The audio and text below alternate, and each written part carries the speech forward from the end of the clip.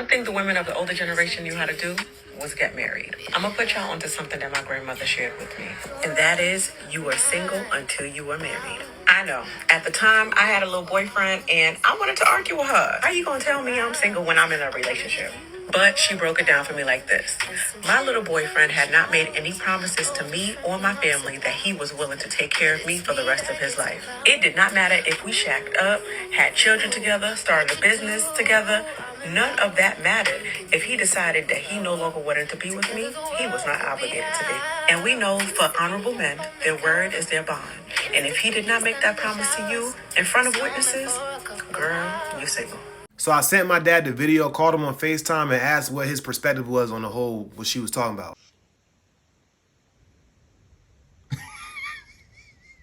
Okay. He said taking care of her for the if he's not making a commitment, he's not going to take care of you for the rest of your life. And see, women, you got to understand, women speak. It's like they're really complex in a sense because they don't come right out. Like men, we're straightforward. We come straight out what we're going to say, and what we mean, what we say.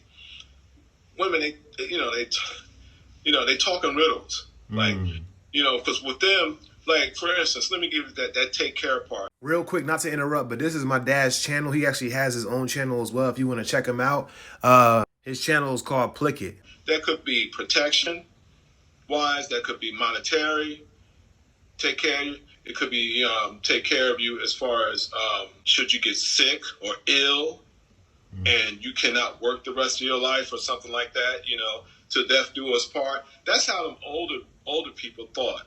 Now, see, when her grandmother told her that, see, today's women speak from a monetary point of view. Women from the past, when they said take care, it wasn't monetary because women from the past didn't have all the opportunities the women have up to date have. You know what I'm saying? Because society has given the black women a synthetic pedestal to stand on. You know what I'm saying? He put them on this synthetic pedestal. And when I say he, I'm basically speaking about the white man because basically they're the ones that, really control everything. You see what I'm saying? And so, again, women from that era, back then, when they said take care of, they meant basically all the above. Not just monetary, not just, but they meant health-wise, to death do you part, this, that, and the other.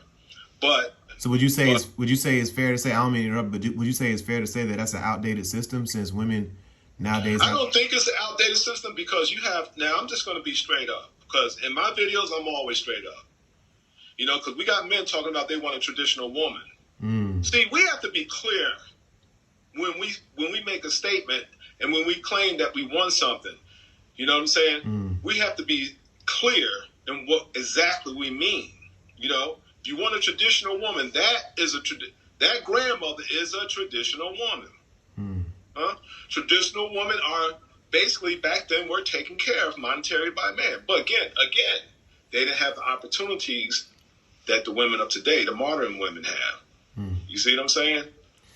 Yeah, it's a complicated issue. Here's my take on it, Dad. This is why I don't like when women say like, and I know you have a daughter, which is my sister, and so I know you think of it from a perspective of a daughter and a son. You know what I'm saying? But here's my thing. And you know this, Dad, when a man gets married to a woman, he puts himself at a disadvantage.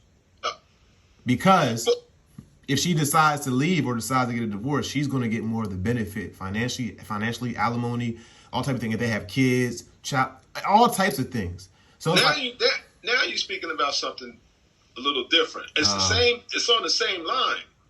Of course, the court system and everything is stacked up against the man when it comes to the women. They have given women unlimited power. Unlimited. So that's why men don't want to get married no more. Exactly, because of the judiciary system. The judiciary system has made it so easy for them. All right, check this out. You don't really have, if a woman gets pregnant, have a baby, all she has to do is say that you're the daddy. Now, here's the thing. If you don't show up to court, they're going to automatically assign you to child support payments. I don't care if you got in an accident, you couldn't show up. The courts don't care what reason.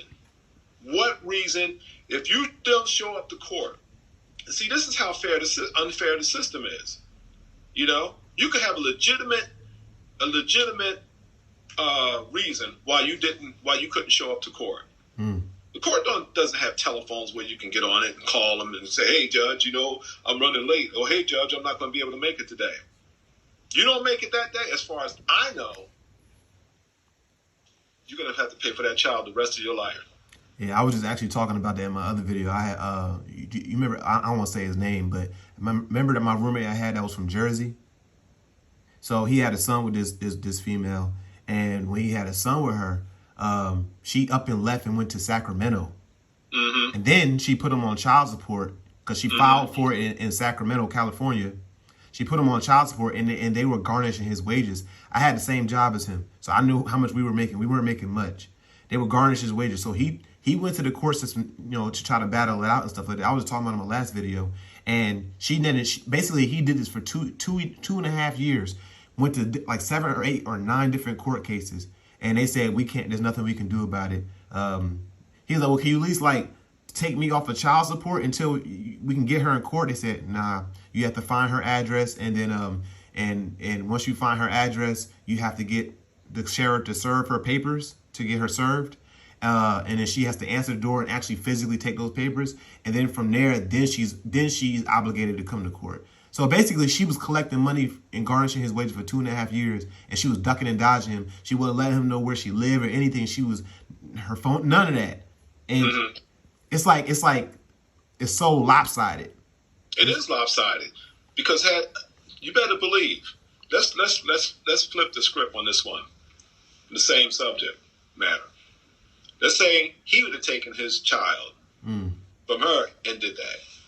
That would have been considered kidnapping. And that's his child.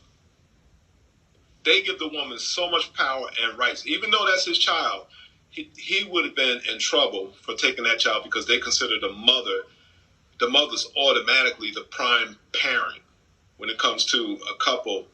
I don't know about married, but I do know like when you're not married.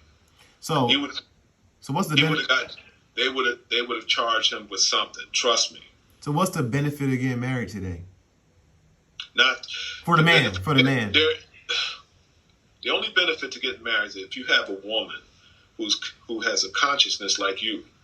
Now I don't mean on the same. I mean men and women are definitely different, but I'm saying you guys are on the same path to wherever you're trying to go. You know, she has to be a partner. You see what I'm saying? She has to be your road dog, so to speak, for the lack of better words. Someone who's on the same page as you are, even though y'all might have differences as far as your biological makeup, but mentally on the same page. Why does not stay in a relationship? Why actually put a ring on her finger and put yourself at a disadvantage, giving her the leverage if she wants to leave? All that leverage. Well, I mean, you don't have to get married. You can stay in a. I mean, I know people who've been living together and who've been dating and living together for like 30 years. You know, there's no rule book that says that you have to commit to marriage. You know, that always pop up with the women because she might not at first. Okay, let me give you an example. When before, you know, I was dating and so forth, and for a good while, and with a particular woman for a long time. 9 times out of 10, I'm gonna tell you something. It's the family. It's the family. You know. That wants you to get married? That wants you to get married. Oh. And specifically the women in that family. You know.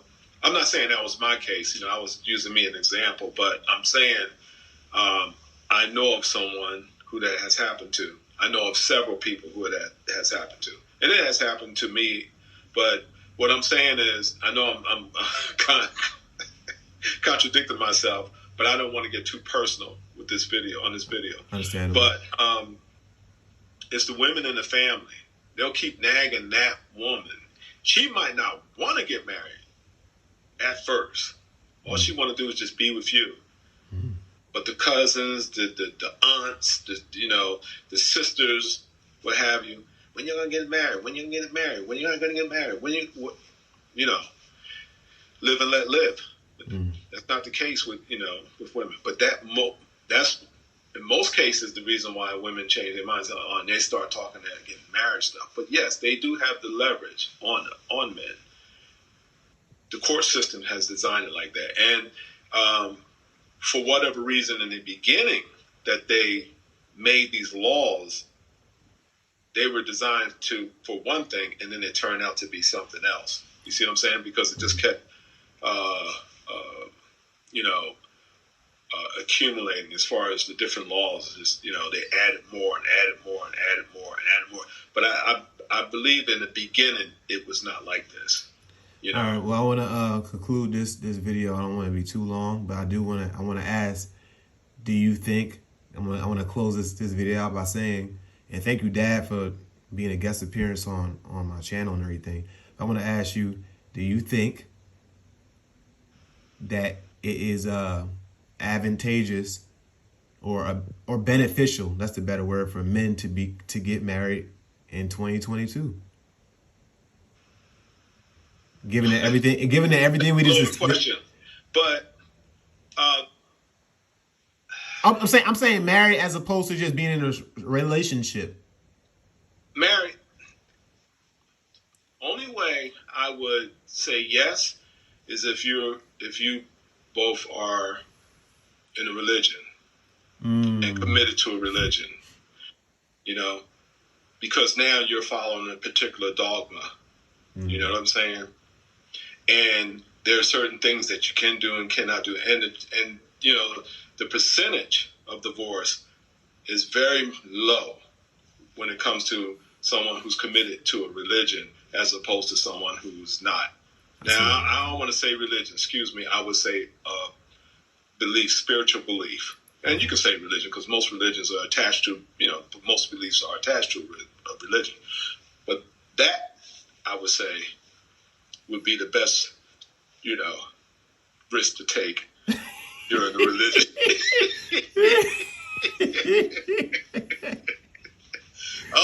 Other than that, you just be rolling the dice, but son, you just be rolling the dice. All right, Dad. Thank you. Love you. Love you too. It's been a good conversation. So love you, Dad. Later. Love you too. Later. Again, this is his channel. If you didn't catch it the first time, he has a lot of good perspectives on things. I would suggest y'all go check him out. And yeah,